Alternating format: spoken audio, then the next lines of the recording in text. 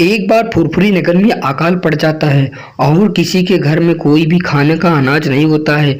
और मोटू पतलू भी इधर, उनके घर में कोई अनाज नहीं होता और वो भूख के मारे मर रहे होते हैं। तब मोटू कहता है, अरे भाई पतलू, हम सब कब तक भूखे ऐसे पड़े रहेंगे भाई, कोई उपाय लगाओ, नहीं तो ऐसे भूखे पड़े रहने पे हम मर जाएंगे, कोई उपाय लगाओ पतलू। अरे क्या कहूँ मोटू, मुझे भी तो भूख लगी है, कोई उपाय मेरे सामने नहीं आ रहा है। चलो हम बाहर थोड़ा चल के देखते हैं, कोई उपाय लग जाए। यह कहकर मोटू पतलू बाहर चले जाते हैं और अनाज को ढूंढने के लिए वे ढूंढते ढूंढते जंगल की तरफ निकल पड़ते हैं धीरे धीरे कदमों से। जंगल में जाने के बाद उन्हें एक अजीब गरीब आदमी दिखाई देता है। अरे भाई तुम कौन आदमी हो? नीले रंग के आदमी, मैं ऐसा पहली बार देख रहा हूँ नीले रंग का आदमी। तुम कहाँ से और कौन हो? अरे मैं एलियन हूँ, तुम मुझसे जो कहोगे मैं तुम्हारी सारी इच्छाएं पूर्ण करूँगा। मैं ऊपर से बादलों को चीर के आया हूँ, मैं धरती पर आया हूँ सबकी मदद करने के लिए। अरे भाई ये तुम मदद करना चाहते हो तो मेरी मदद करो, मेरे गांव में अकाल पड़ गया है और कोई भी खाने के लिए सब मर रहे हैं, प्लीज हमारी सबकी सहायता करो।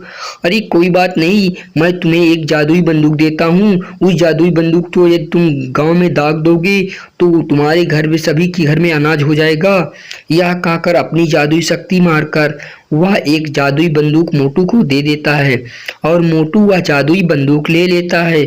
और जादुई बंदूक लेने के बाद मोटू पतलू दौड़ते हुए उस जादुई बंदूक को गांव में लेकर जाने लगते हैं और गांव में जाकर वो जादुई बंदूक लेकर पहुंच जाते हैं। मोटू गांव में जादुई बंदूक चला देता है।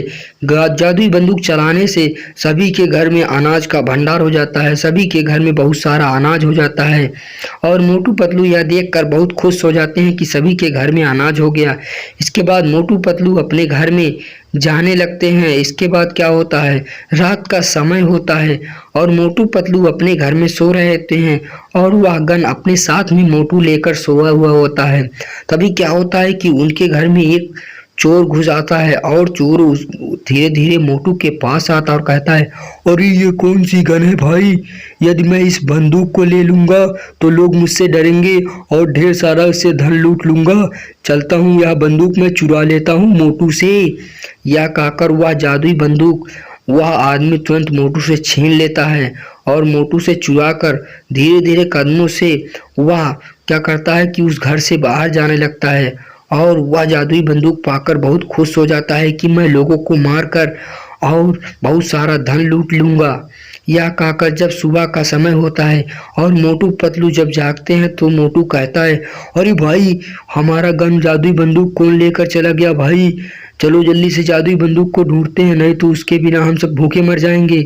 यह कहकर वह दौड़ते हुए बहुत तेजी से वे सब बाहर निकल जाते हैं। बाहर निकलने के बाद वे एक गांव के साधु के पास जाते हैं और पतलू उनको सारी बात बताता है और पतलू की सारी बात सुन लेते हैं। तांत्रिक तब कहते हैं, अरे बच्चे तुम दिक्कत मत लो, मैं हूँ तुम्हारी अवश्य सहायता करूँगा। ओम भूर्भुवः स्वः, ओम भूर्भुवः स्वः। मैं देख रहा हूँ तुम्हारी बंदूक एक चोर लेकर गया है जो इसी जंगल में है, जल्दी से जाओ। यह सुनते ही मोटू पतलू दौड़ते हुए उस आदमी के पास और उस चोर के पास जाने लगते हैं। मोटू भी साथ ही चला जाता है और वे सब उस आदमी के पास जाकर पहुंच जाते हैं और उसके बाद मोटू यह देखकर गुस्सा हो जाता है और मोटू बंदूक उस आदमी से छोड़ लेता है और छोड़कर उसे बहुत तेजों से लातों से मारता है और वे आखिर में वे बंदूक ले लेते हैं और जादुई बंदूक पा जाते हैं।